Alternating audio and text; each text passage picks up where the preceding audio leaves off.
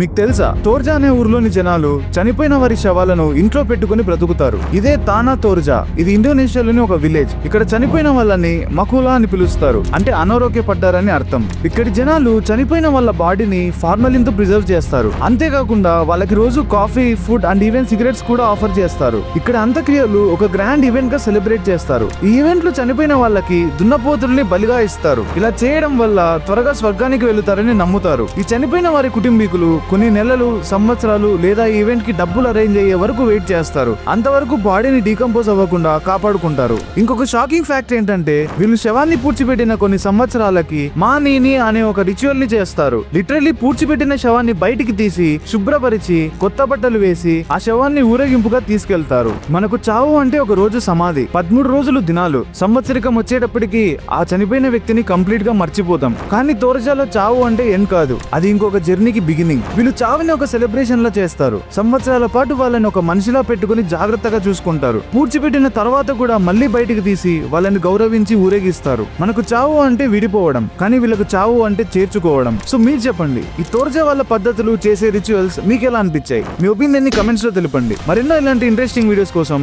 Project X ని subscribe చేసుకోండి.